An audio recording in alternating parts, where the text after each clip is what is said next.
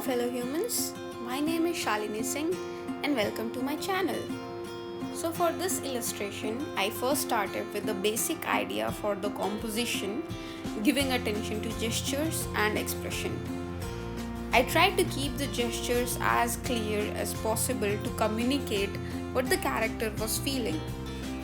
I actually studied the different animals in advance, giving special attention to how their anatomy, especially their head, moved according to the expression.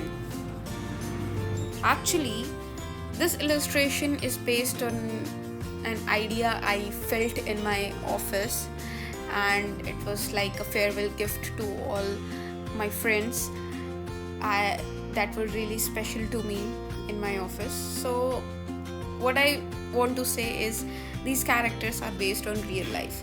So I knew how they would react and how their gesture would be according to different situations. So I didn't have to spend much time on developing a basic character design for the base and thinking how are the different ways they could react.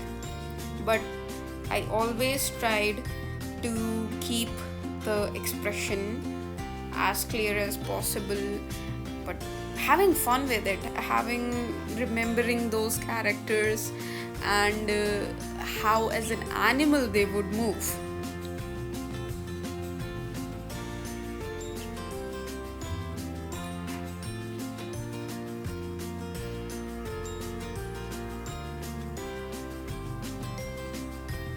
Moving on to the piggy and the jackal. I don't know if it's called jackal. I don't know how to pronounce it. It's jackal or jackal. Please, can anyone tell me? I think I'll go with jackal. Jackal, yeah. So yeah, I'm drawing the piggy, and the main motive for this illustration is that it should be fun and cute. So making the proportions like that, bigger nose or bigger eyes and softer rounder shapes. And actually, as you might also notice, I felt that this illustration at this point was getting too crowded at the right side of the screen, and that was feeling very imbalanced to me. So as I developed this illustration, I actually flipped the piggy and the jackal, and that really made a difference to me as it gives the illustration much more breathing space, and yeah, I was happier. I also struggled a bit with the gesture of these two characters because I wanted them to feel intimate, so I remembered what were the gestures. I'm the piggy, by the way. What were the gestures I did with this friend, and the most natural one just came out, so I went along with it. I like this gesture, and just to be clear, I did not kiss this person in real life. It's just imagination. And moving on to the Griffin, and keeping a story and how the character depict that story and how the viewer will see it, how their eye will move along the illustration. Then moving on to the cleanup stage, I mostly sometimes don't clean this much of the line art, but for this one I wanted to keep the lines, so I gave special attention to my line quality. It's a good idea to sometimes give attention to the lines. It really brings out your boldness.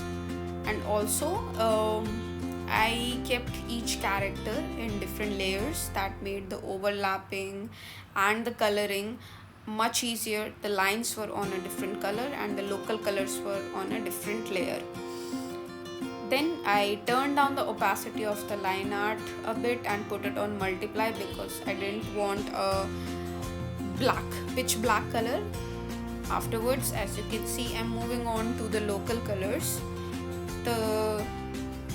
When the stage was happening, I also gave attention to how the color is at different spots of the animal. Is it warmer, is it cooler, is it saturated or less saturated? As you can see, I have just started the shading.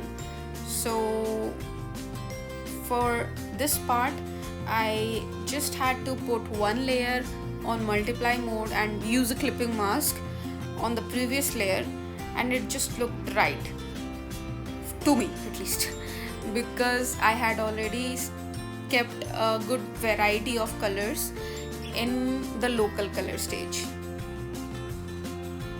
then giving the highlights to the different characters.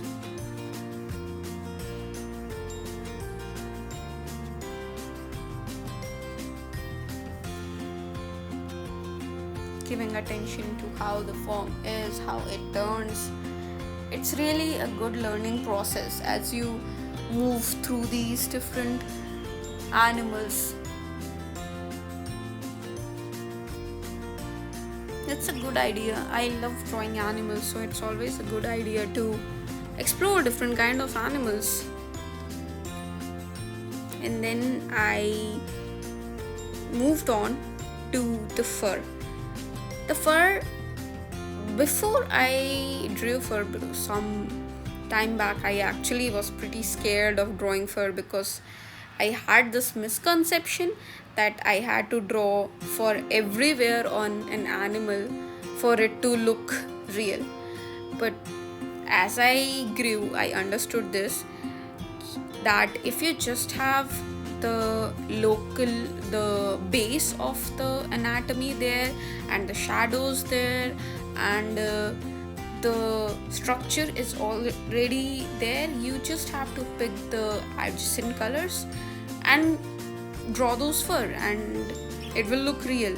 And for fur, I also see how fine or chunky the fur is and adjust my brush size according to that. And when painting fur, I also noticed if you give special attention to especially the transition areas as a form turns or as the light area goes into the shadow area, and paint fur, even if you paint fur just there, it will look right. I painted some fur on the piggy also. It might not look so clearly, but it does make a difference.